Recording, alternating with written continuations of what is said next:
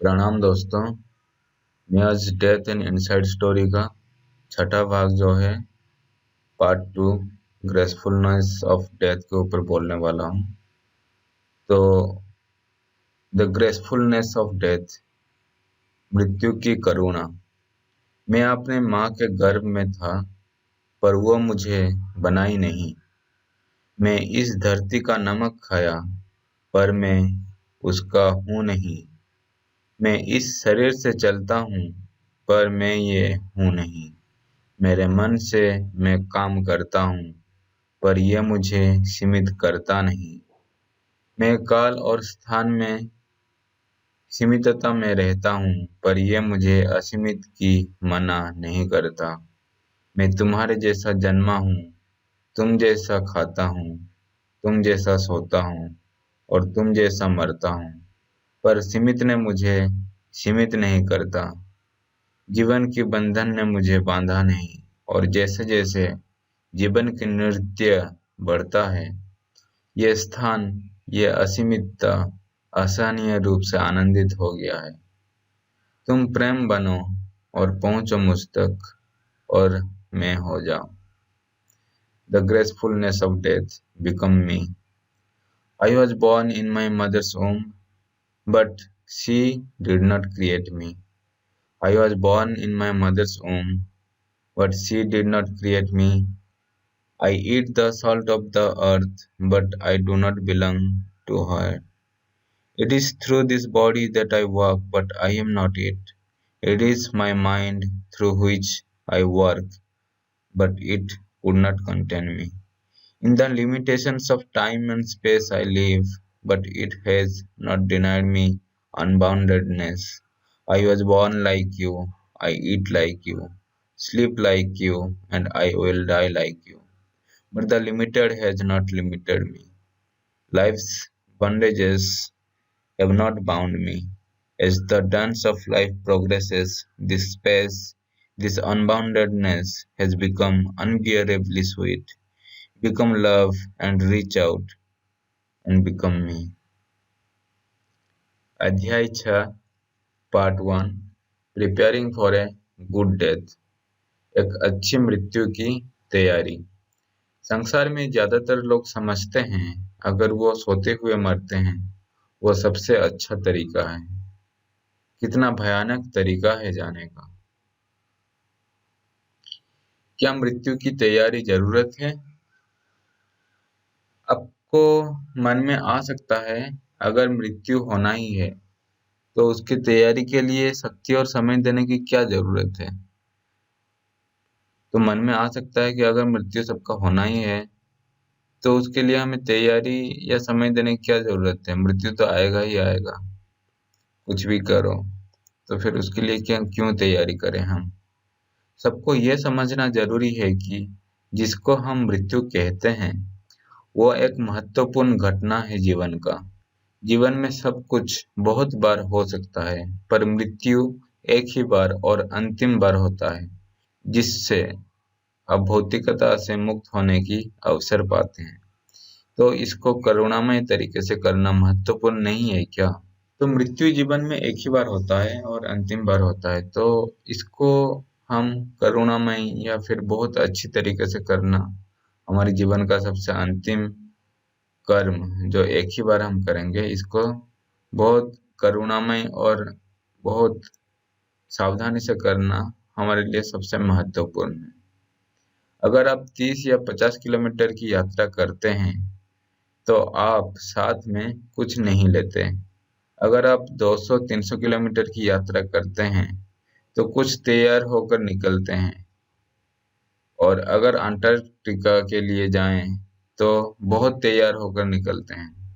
इसी तरह आप जीवन के लिए इतने कपड़े, घर और धन की तैयारी करते हैं, जो कि मृत्यु के बाद के समय से इतना छोटा समय है।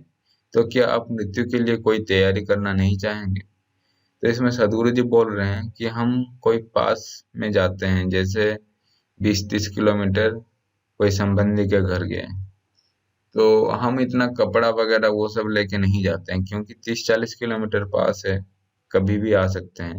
अगर हम 200-300 किलोमीटर दूर जाते हैं तो हम थोड़ा कपड़ा वगैरह 1 हफ्ते के लिए खाना वगैरह लेके जाएंगे और कुछ तैयारी करके जाएंगे।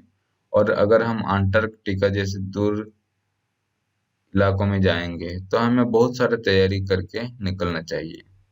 इस तरह जीवन जो हमारा एक छोटा सा चीज है, वो मृत्यु के समय के बाद के जो समय आता है उसके कंपैरिजन में जीवन का समय बहुत छोटा है। पर हम जीवन के लिए धन, गाड़ी, पैसा सब कुछ इकट्ठा कर लेते हैं, पर मृत्यु के बाद के समय के लिए कुछ भी नहीं करते हैं, जो कि बहुत बड़ा समय है। तो इसलिए हमें मृत्यु के लिए ज्यादा समय देना चाहिए, क्योंकि तब हम बहुत दूर चले जाएंगे और वापस आने की हमारा पास ना मन होगा, ना बुद्धि होगा। तो इसलिए हमें उसके लिए ज्यादा समय देना चाहिए, जो कि बहुत दूर की यात्रा है, ना कि अभी की यात्रा के लिए। मृत्यु के लिए तैयार रहना इसलिए जरूरी है क्योंकि जब आप मरते हैं तब आपका जैसा भाव होता है वही मरने के बाद भी आपको स्वर्ग या नरक का एहसास कराता है। अतः अगर आपको मृत्यु के बाद का समय आनंदमय चाहिए तो मृत्यु के समय आपको आनंदित होकर सचेत रूप से गुजरना पड़ेगा। तो अगर आप मृत्यु के बाद का समय आपको आनंदित चाहिए तो आपको मृत्यु में आनंद होके मरना पड़ेगा, क्योंकि आप देखेंगे किनको नर्क मिलता है या फिर किनको स्वर्ग मिलता है, हम लोग बोलते हैं जो अपने आप में तृप्त होते हैं और आनंद से मरते हैं, तो उनको हम बोलते हैं कि ये बहुत अच्छी तरह से खुश होके मरा।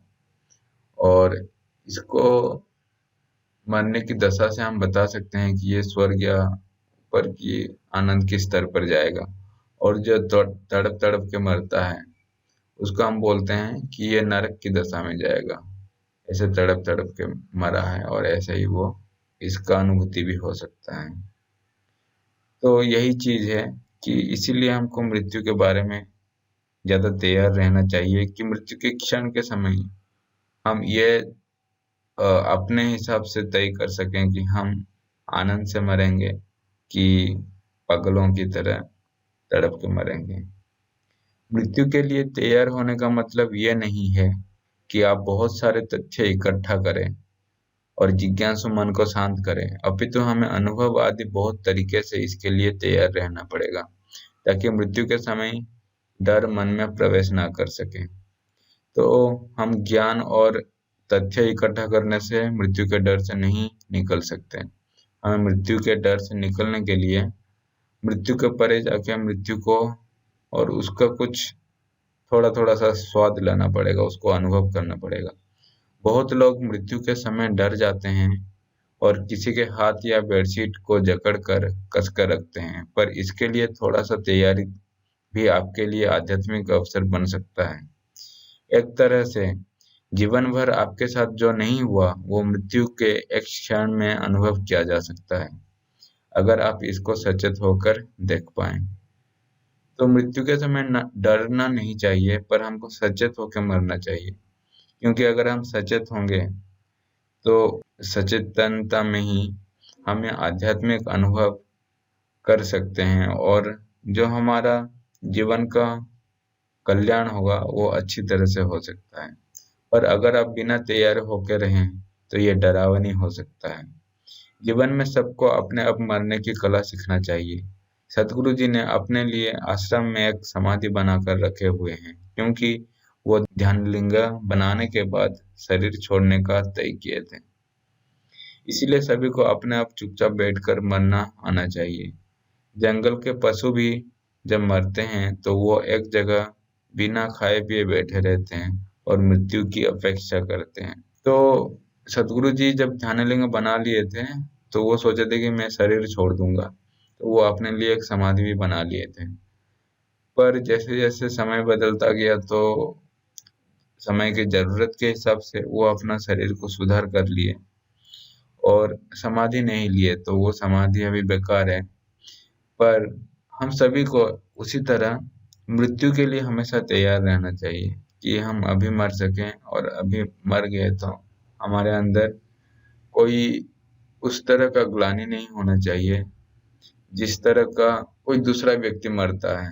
तो हम ये भी देखेंगे कि जंगल में जो पशु वगैरह होते हैं, सांप होते हैं या फिर कोई भी मरता है, तो जानवर जो मरता है वो आके चुपचाप कहीं पे बैठ जाता है और खाना नहीं खाता है। और खाना नहीं खाने से शरीर दुर्बल हो जाता है और धीरे धीरे प्राण शरीर से निकल जाता है। तो वो लोग भी शांत तरीके से मर सकते हैं, तो मनुष्य हो के हम लोग क्यों नहीं मर सकते शांत होके?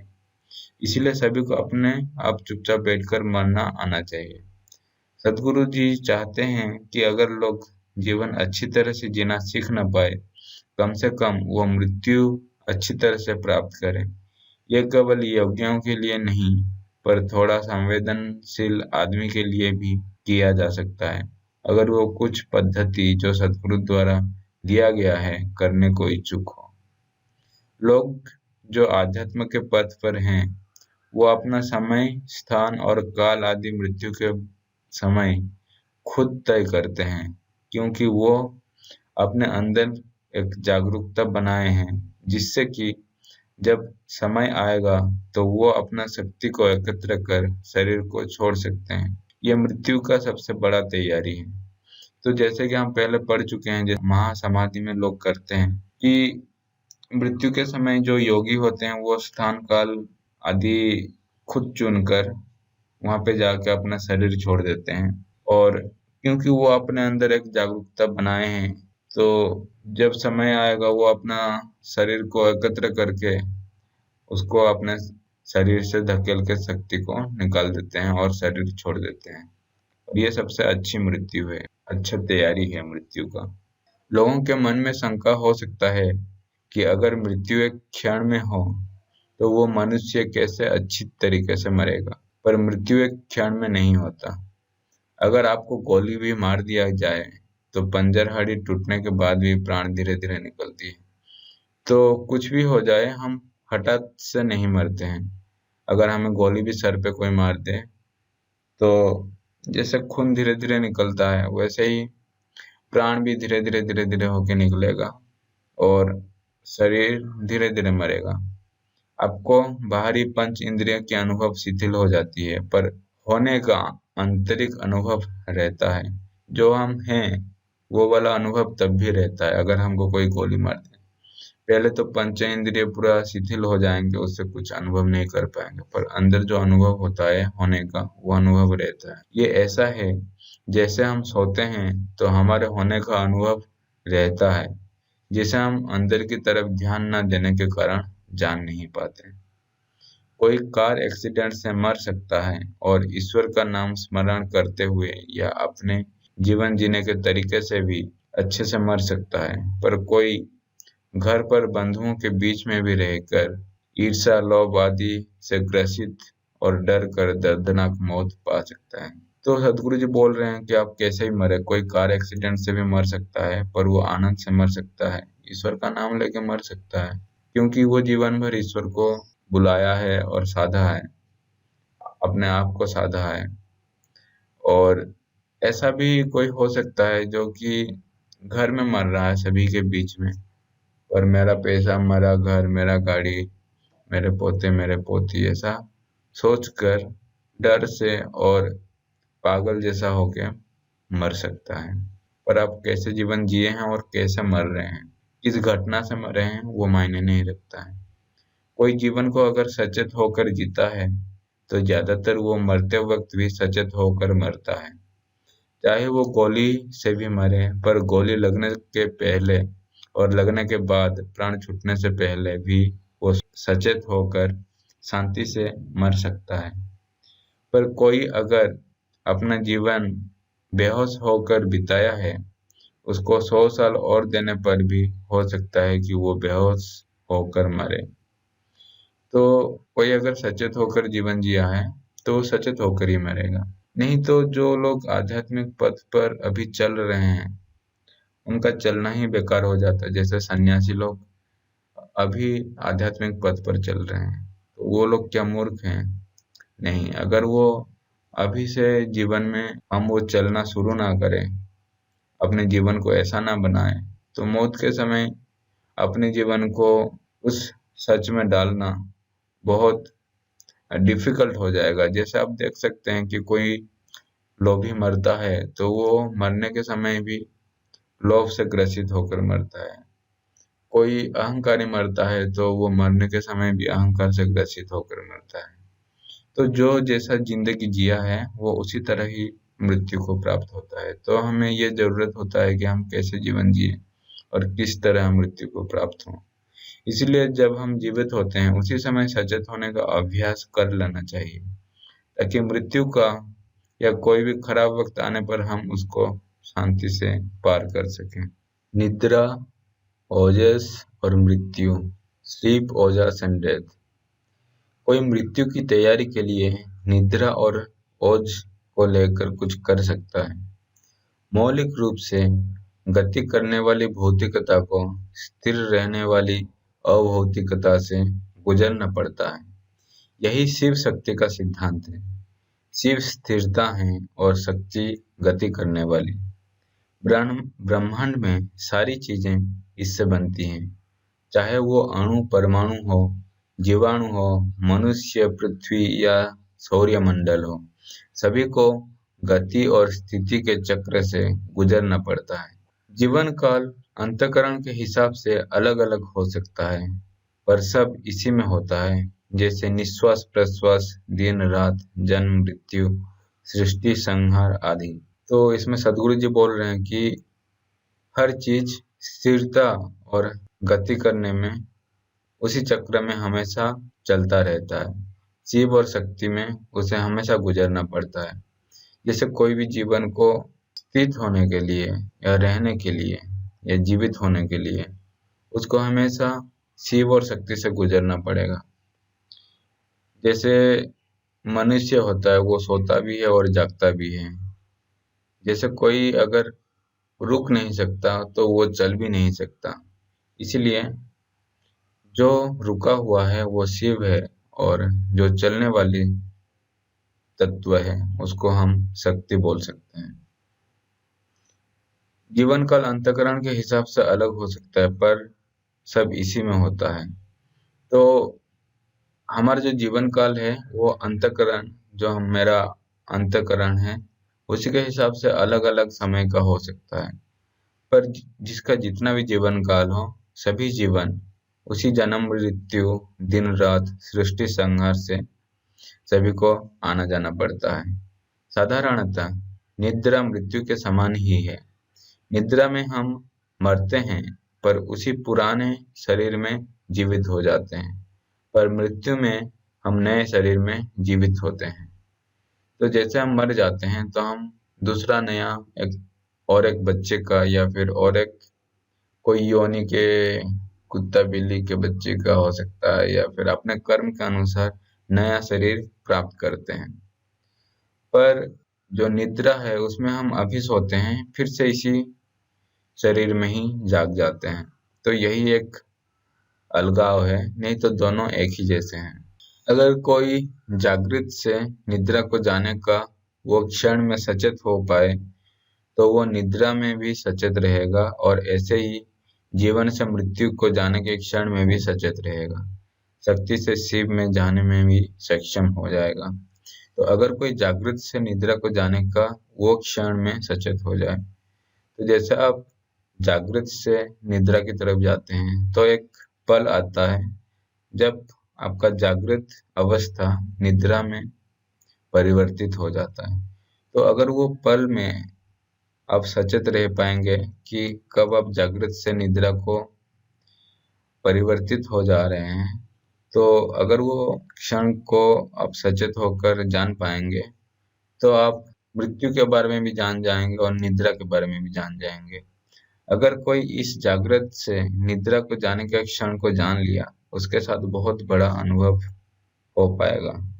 तो अगर आप सोते समय खुश और आनंदित होकर सोएं, तो वो भाव भी सोने के साथ व्याप्त होता रहेगा और उठने पर भी वही आनंद होगा।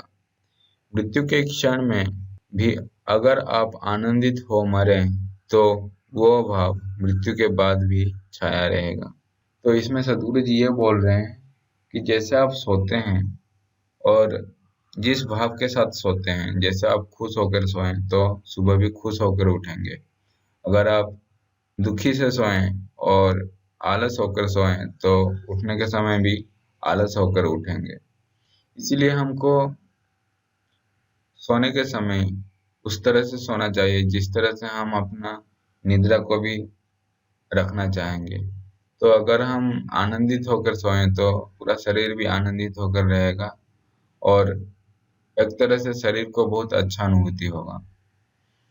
तो मृत्यु के क्षण में भी अगर हम आनंदित होकर मरे और डर के ना मरे, पागल जैसा होकर ना मरे, तो हमारा मृत्यु के बाद का समय भी जो होगा वो भी आनंदमय होगा, यानी वो स्वर्ग जैसा होगा। और अगर आप दुख से मरे तो वो नर्क जैसा हो जाएगा और आपका जो मरने के बाद का समय होगा वो दुखमय होगा। इसलिए वो मरने के समय आप कैसे मरते हैं वो बहुत मैटर करता है, बहुत मायने रखता है। सोने के समय सचेत होने की कोशिश से ज्यादा बेहतर जागृत होकर सोने की कोशिश करना है, जो ज्यादा आसान है। अगर आप थोड़ा साधना करते हैं आप इसे कर सकते हैं। तो सदगुरु जी इसमें बोल रहे हैं कि हम सोने के समय जागृत होने की कोशिश करेंगे तो सो नहीं पाएंगे। बहुत सारे लोग अगर जागृत होने की कोशिश करेंगे कि हम सोने के समय सचेत होकर सोने का समय को जानेंगे तो वो लोग सो ही नहीं पाएंगे। तो सदगुरु जी इसमें दूसरा तरीका बताते हैं कि आप जागृत होकर सोने की कोशिश करेंगे और इसको शून्य ध्यान कहा जाता है। शून्य ध्यान में यही होता है, आप सचेत होते हैं पर सोए हुए होते हैं। तो आप बैठ के अपने पूरे शरीर को शिथिल कर देंगे तो शरीर सोया हुआ मालूम करेगा, खुद को लगेगा शरीर को कि ये सो गया है। तो सब कुछ शिथिल हो जाएगा अब और आप शरीर शून्यता को अनुभव करेंगे। जब आप शून्य में होते हैं तो शरीर को लगता है कि आप जा चुके हैं और आपके अनुभव में आपके हाथ पैर खो जाते हैं और धीरे धीरे पूरा शरीर शून्य होते हुए लगता है। पर अगर कोई एक सोच जागृत होती है, शरीर को पता चल जाता है कि आप इसको देख रहे हैं, तो बाकी के हाथ पैर का अनुभव फिर से आने लग जाता है। सोते हुए जागृत रहना और कड़ी साधना से हो पाएगा, पर जागृत होते हुए सो पाना एक संभावना है। इनमें से कोई भी अनुभव आपको शरीर से अशरीर की यात्रा में काफी फायदेमंद होगा। तो ये मैं अपने अनुभव से बता सकता हूँ कि जो शून्य ध्यान होता है ये मैं अनुभव थोड़ा थोड़ा किया हूँ और एक समय ऐसे आता है कि आपका शरीर, हाथ पैर सब शून्य हो जाएगा और शरीर भी नहीं रहेगा। वो तब तक नहीं होगा जब तक आपका मन का चलना फिरना पूरा शांत ना हो जाए और आपके मन में कोई भी विचार आए कि शरीर के बारे में या फिर कोई भी दूसरे चीज के बारे में, तो जो भी शरीर आपका शून्य हो गया होगा, अगर कोई विचार फिर से आने लगा तो शरीर का बाकी जो अंग होगा, हाथ पैर वगैरह जो शून्य हो गया होगा, वो फिर से उसका अनुभव होने लगेगा कि जो हाथ पैर नहीं था वो फिर से आने लगा। तो ये अनुभव जैसा आप करेंगे शरीर और मन की शून्यता, मन की शून्यता मतलब मन का रूप विचार है। तो अगर आपके अंदर विचार की शून्यता आ गया तो वो एक तरह से मन की शून्यता हो गया। ये जो मैंने आपको बताया कि जागृत से सोने के समय जो क्षण होता है उसको अगर आप जान लेते हैं, ये एक तरह का अपने आप को जानने का एक तरीका है जिसको हम विज्ञान भैरव तंत्र बोलते हैं, जो शिव का 112 प्रक्रियाएं हैं जिससे आप अपने आप को जान सकते हैं। तो इन्हीं में से एक तरह का प्रक्रिया ये है जिसमें आप सोने और जागने के बीच का जो क्षण जान जाएंगे तो वो आप अपने आप को जान जाएंगे। मृत्यु की प्रक्रिया में ओज की सृष्टि से भी काफी फायदा होता है। ओज एक अभौतिक शक्ति है जो आध्यात्मिक साधना से सृष्टि किया जाता है। तो भौतिक को अभौतिक में जब हम परिवर्तित कर देते हैं तो वो ओजस कहलाता है।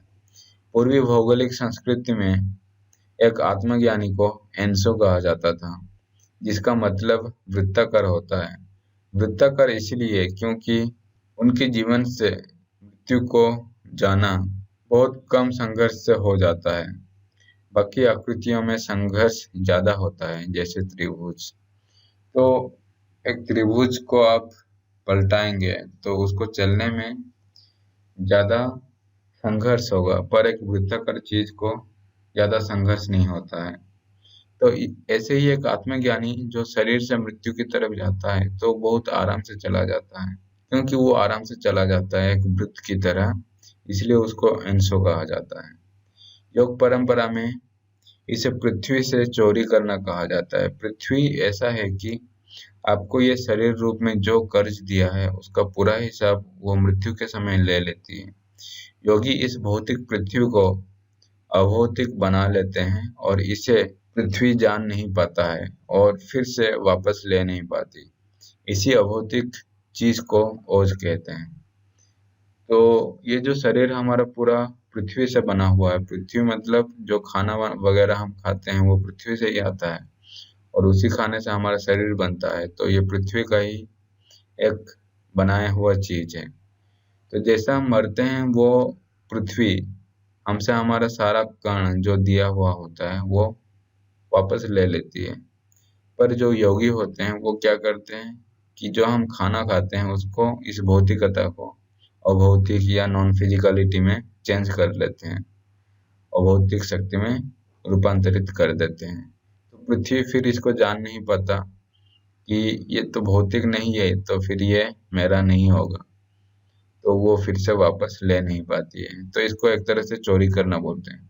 और जो ये अभौतिक शक्ति बनता है उसी को हम ओजस बोलते हैं या ओज बोलते हैं।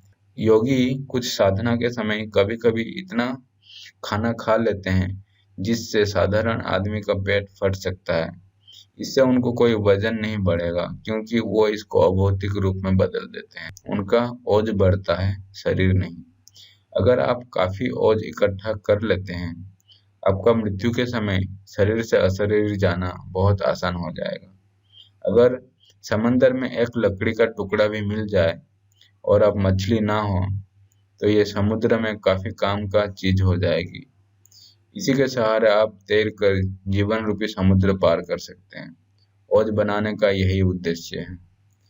तो जैसा आप मरेंगे तो ओज का जो बाकी शक्ति आपके पास रह जाएगा, शरीर तो चला जाएगा, पर जो शक्ति पृथ्वी से बनाए हैं, जो ओजस शरीर है आपका, उसी को आप पकड़कर आप ये विशाल समुद्र भी पार कर सकते हैं।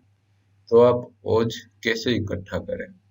अगर आप सुबह और शाम को ईशा क्रिया यानी संभाव्य मुद्रा आदि करते हैं तो आप ओज इकट्ठा कर सकते हैं। अगर आप कपालभाति जोरदार तरीके से करते हैं तो आप ओज बना सकते हैं। तो कपालभाति आप नॉर्मली करते हैं, पर उससे भी और अच्छी तरह से करेंगे तो आप ओज बना सकते हैं। अभी आप कपालभाति कर रहे हैं तो वो आपके मुंह और सर पर गर्मी महसूस कराता है। अगर आप पूरा सही तरीके से कपालभाति करते हैं तो वो सीधा आपके सर के ऊपर गर्मी पैदा करेगा। जहाँ पे सहस्रार चक्र है सबसे ऊपर, वहीं पे केवल गर्मी पैदा करेगा और वो एक तरह से आपके अंदर ओजस का इकट्ठा करेगा, बनाएगा। अगर आप ईशा के ब्रह्मचर्यों के जैसा सूर्य क्रिया करते हैं तो आपके ओज बनने लगेंगे। अगर आप कुंभक साधना करते हैं तो भी आपके ओजस विकसित होंगे। कुंभक साधना मतलब क्या होता है? अपने अंदर वायु लेके वायु को बहुत समय रखना, वो कुंभक हो गया। इसी तरह रेचक और पूरक दो और चीज हैं, जो सांस को बाहर फेंकना और अंदर खींचना होता है। तो ये तो अंदर रखना हो गया। तो ये प्राणायाम की 3 पद्धति हैं। अगर आप ओजस बना रहे हैं तो अपने शरीर के छांव को अच्छी तरह से देखें। आपकी छांव की आकृति की धार थोड़ा तितर बितर होगा, इससे आलोक समझ नहीं पाता और ऐसा प्रतीत होता है। शरीर के भौतिक सीमा को ओजस से ढक के रखना भी योग का एक। तो जैसे आपके शरीर में ओजस बढ़ते जाएंगे तो आपके ऊपर जो सूर्य का आलोक पड़ेगा तो आपका जो छांव बनेगा वो पूरा सॉलिड छांव नहीं बनेगा, वो तितर बितर गया होगा। तो यही इसी तरह से आप जान सकते हैं कि आपके अंदर थोड़ा बहुत ओजस बना। लोग मृत्यु से क्यों डरते हैं? Why do people fear? लोग मृत्यु से इतना डरते हैं कि अगर वे कोई मृत शरीर देख लें, उनको डर लगने लगता है। जीवित व्यक्ति हमें कई तरह से हानि पहुंचा सकता है, पर मृत व्यक्ति नहीं। तो सदगुरु जी बोल रहे हैं कि कोई मृत व्यक्ति को देख के उनको लगता है कि उनके शरीर से ही, अगर वो मृत व्यक्ति को देखेंगे भी या उसके पास जाएंगे भी तो वो मरने लग जाएंगे और मृत्यु उनका पीछा करने लगेगा। ऐसा बहुत लोगों का गलतफहमी होता है, इसलिए वो बच्चों को या फिर दूसरे लोगों को मृत शरीर के पास जाने में या देखने से भी मना करते हैं। पर मृत व्यक्ति कुछ कर नहीं सकता। जो भी मारपीट या फिर लोभ मोह वगैरह करता है वो जीवित व्यक्ति ही करता है। कुछ संस्कृति में लोग बच्चों को ये सिखाते हैं कि मृत्यु का नाम न लिया जाए, क्योंकि उनका नाम ना लेने से मृत्यु घर नहीं घुसेगा। ये कैसा बेवकूफ़ी है।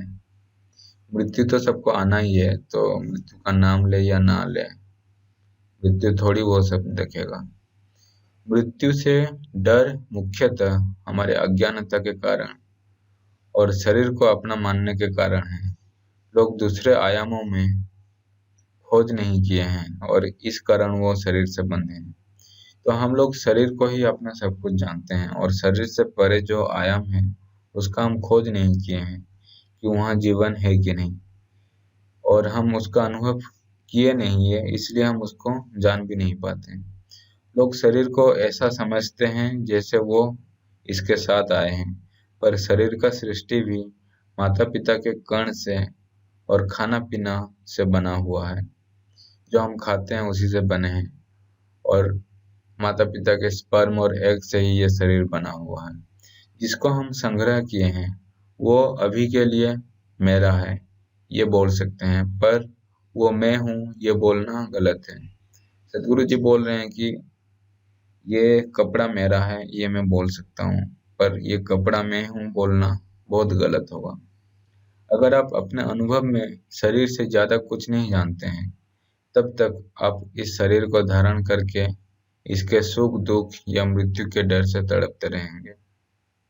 लोगों ने मृत्यु से डरना हमेशा सिखाया है, और क्योंकि समाज के ज्यादातर लोग डरते हैं, डरना एक सामान्य इंसान का गुण माना जाता है। तो सदगुरु जी बोलते हैं कि जब वो छोटे थे तो उनके पापा उनको हमेशा डांटते थे कि देखो ये बच्चा थोड़ा भी नहीं डरता है, ये कैसा जिएगा। तो सदगुरु जी उनसे पूछे थे कि डरना एक इंसान का इतना अच्छा गुण कैसे हो गया कि आप हमेशा मुझे बोलते हैं कि डरो डरो। तो इसी तरह का बात है कि लोग डर को एक सामान्य इंसान का गुण मान लिए हैं।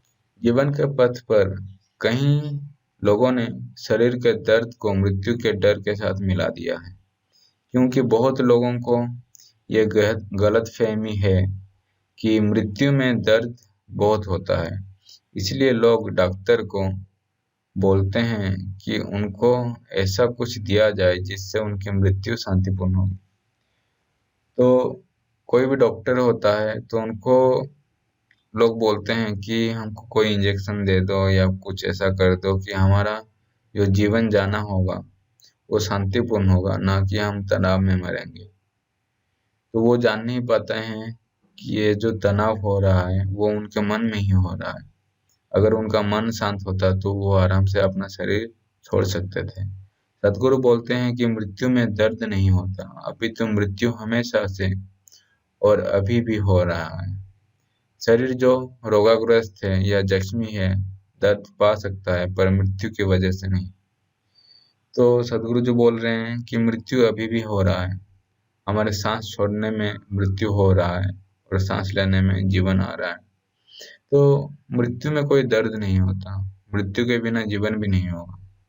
पर शरीर जब रोगाग्रस्त हो जाता है या जख्मी हो जाता है तभी यह दर्द पाता है, और जब जख्मी हो जाता है तब लोग मर जाते हैं।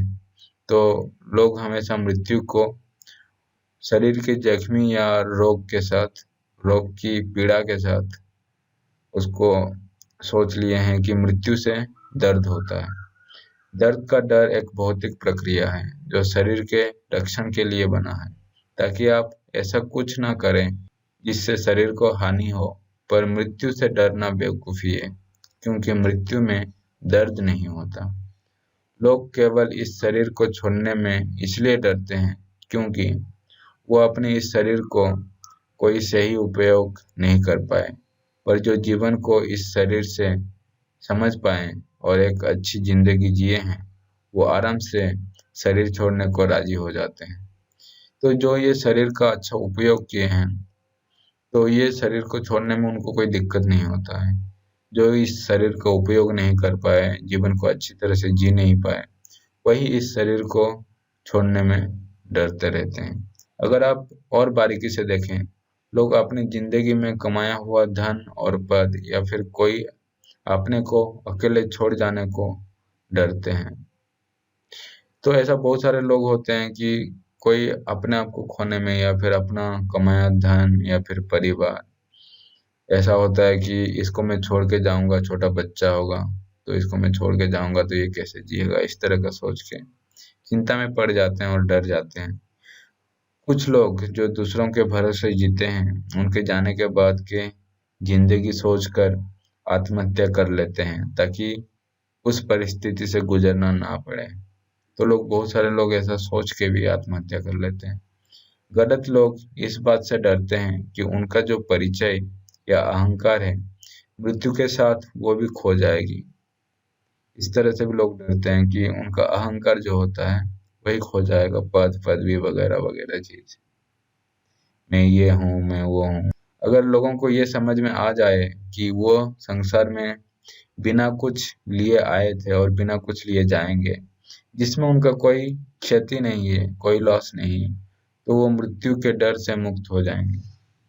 तो लोग अगर ये समझ लें कि हम नंगा आए थे और नंगे ही जाएंगे, और ये शरीर भी है मेरा जो नहीं था, ये शरीर भी यहीं पे छूट जाएगा, तो उनको ये कभी नहीं लगेगा कि उनका कुछ हानि हुआ है।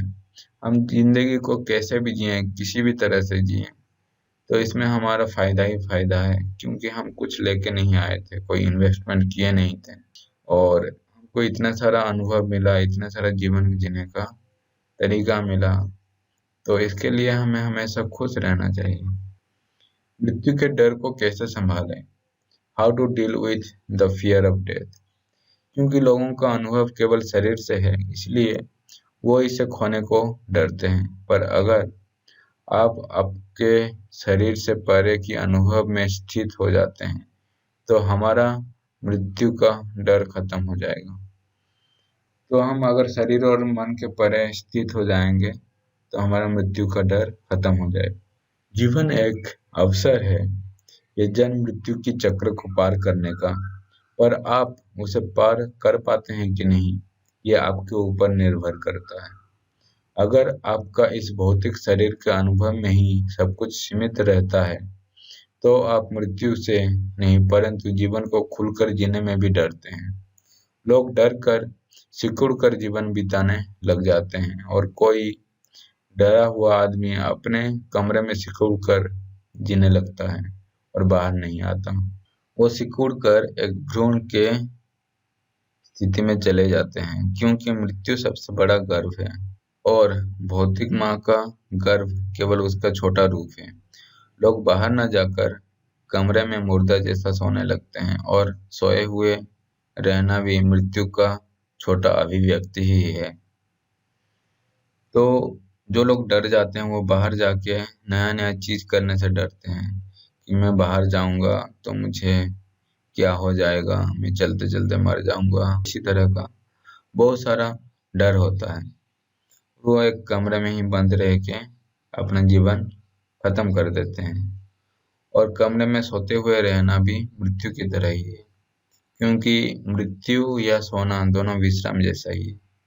ये असुरक्षा हमारे सीमित होने के भेदभाव के कारण आता है, क्योंकि हम अपने शरीर और मन को ही अपना सब कुछ और मैं मानते हैं, बहुत लोग जो मृत्यु से डरते हैं, मृत्यु को नकार कर अपने आप को अमर बोलते हैं। पर मृत्यु को नकारने से मृत्यु गायब नहीं हो जाता। पर मृत्यु का नकारने से और खुद को अमर कहने से आप अमर नहीं हो जाएंगे। ये केवल आपके मन को सांत्वना देने की एक रास्ता है, समाधान नहीं है। अगर आप भौतिक शरीर से परे अपने आप को खोज लिया है, तो ये शरीर को छोड़ जाना कपड़े बदलने की तरह है। अगर आपको पता चल जाएगा कि शरीर मरेगा, तो आप इसकी सही रखवाल कर सकते हैं। पर अगर आप शरीर के रोग और विनाश से भयभीत हो जाएंगे, तो ये चिंता आपके शरीर को और खत्म कर देगा। तो अगर आपको पता चलेगा कि ये शरीर मरने वाला है और ये करने से ये शरीर मर सकता है, तो आप उसको सुरक्षित रख सकते हैं।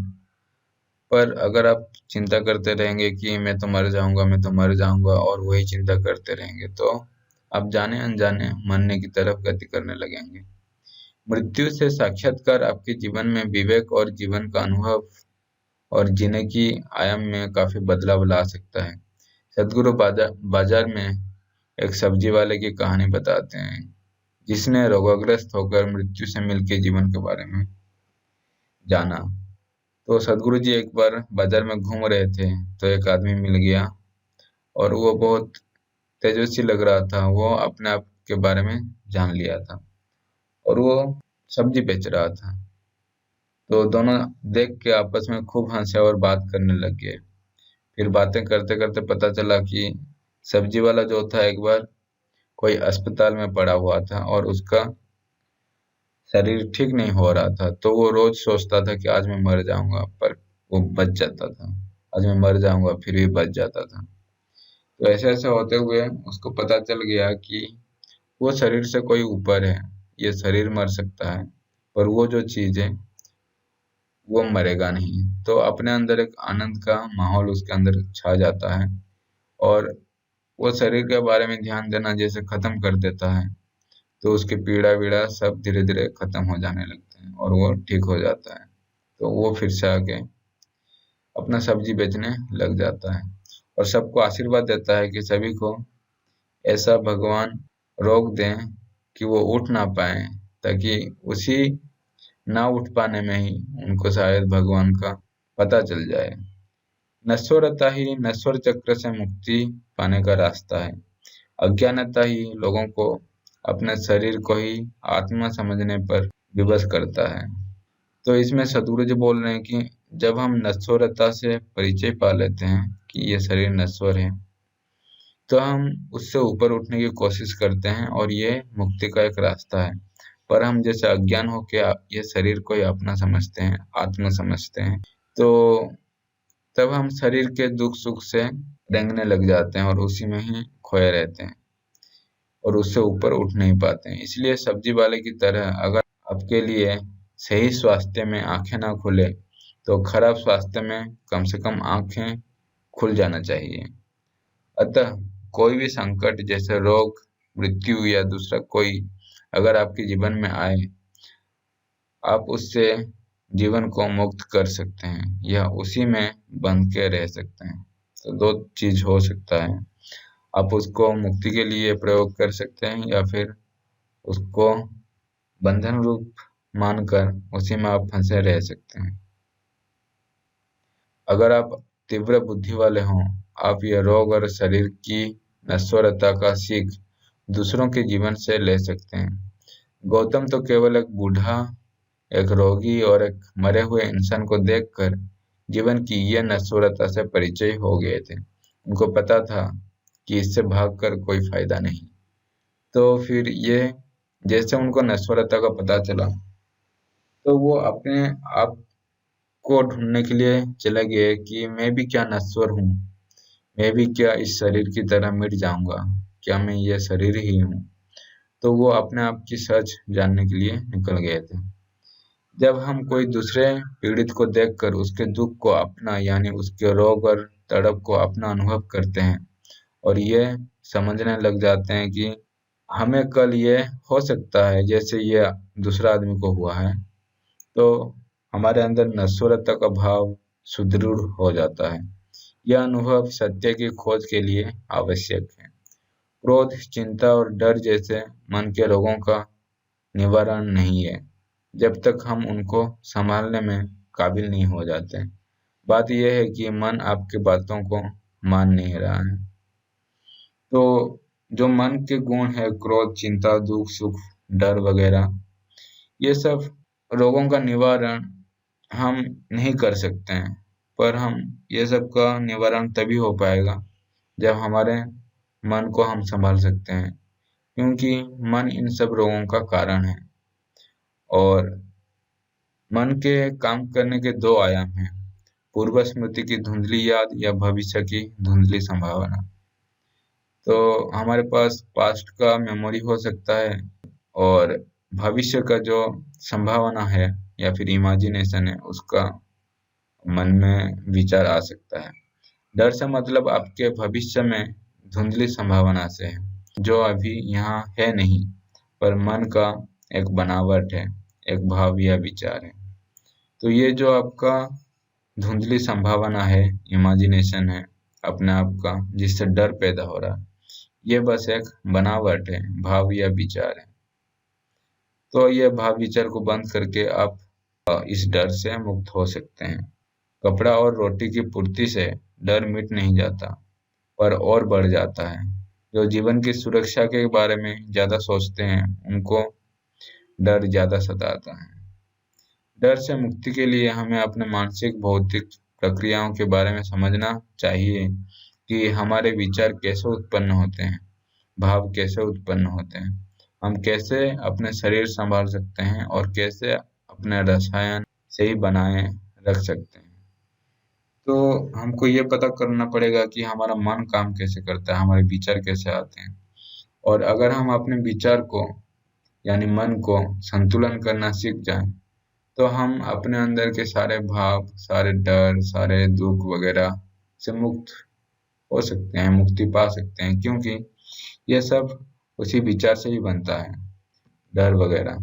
फिर डर जो कि एक परिणाम है, और इसके जो कारण है मन के विचार और भाव, शरीर के कर्म आदि, इन कारणों की लगाम से दूर हो जाएगा। जैसे कि मैंने बताया कि मन का काबू कर लेंगे जो कि कारण है, तो परिणाम जो कि डर है वो स्वतः गायब हो जाएगा। लोगों को ये लग सकता है कि मृत्यु के बारे में ज्यादा बात करने और ज्ञान प्राप्त करने से मृत्यु का डर चला जाएगा, पर ऐसा हमेशा संभव नहीं, क्योंकि मृत्यु से लोग विभिन्न तरह से संवेदनशील हो सकते हैं या हो भी नहीं सकते। कोई शमशान के शरीर को जलते देख कर डर सकता है, और कोई देख कर भी खुद को अमर समझ सकता है। वो इतना असंवेदनशील है कि उसको कुछ फर्क ही नहीं पड़ेगा। मृत्यु की तैयारी के लिए एक पद्धति जो कारगर साबित हो सकता है, वह यह है कि केवल 5 मिनट प्रतिदिन हम अपने आप को याद दिलाएं कि आज हम मर सकते हैं, तो ये हमारे अंदर एक अद्भुत प्रभाव लाएगी। गुरजीएफ एक 19वीं सदी में यूरोप की एक आध्यात्मिक गुरु थे। बोलते हैं कि अगर पूरे विश्व को आत्मा अनुभव पाना है, तो शरीर में एक ऐसा अंग होना चाहिए जो एक दिन में बहुत बार ये याद दिलाए कि हम सब नश्वर हैं और कभी भी मर सकते हैं। और धीरे धीरे ये करने से मृत्यु का डर खत्म हो जाता है। तो गुरदजीएफ एक 19वीं सदी का स्पिरिचुअल मास्टर थे। तो वो बोलते हैं कि हमको हमेशा अपने आप में एक मरने का, नश्वर होने का याद दिलाते रहना चाहिए। शून्य ध्यान में जो हम शरीर और मन की शून्यता में पहुंचते हैं, इसका अनुभव हम सबको मृत्यु के डर से मुक्त कर सकता है, अगर हम इसे प्रतिदिन जीवन में आध्यात्मिक रूप से करें। शून्य ध्यान एक तरह मृत्यु को सचेत हो याद करना है। तो ये एक तरह का मृत्यु का स्वाद है।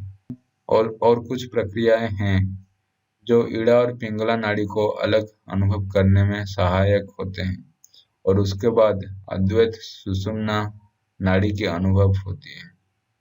तो ईड़ा और पिंगला नाड़ी का अनुभव के बाद ऐसा कुछ प्रक्रियाएं हैं जो कि आप कुंडलिनी साधना बोल सकते हैं, जिससे आपका सुषुम्ना नाड़ी एक्टिवेट हो जाता है और जलने लग जाता है, उसका अनुभव आप करने लग जाते हैं।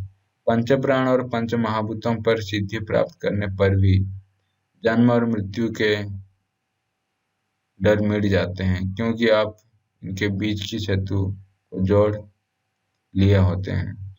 जो लोग जीवन में हमेशा मृत्यु से डरे हुए हैं, वो मृत्यु के समय आसानी से पार कर सकते हैं, पर जो जीवन हमेशा साहस दिखाकर जिए हैं, वो मृत्यु के डर से तड़प कर मर सकते हैं, क्योंकि वो पहले इसको नकार कर इसकी तैयारी नहीं की।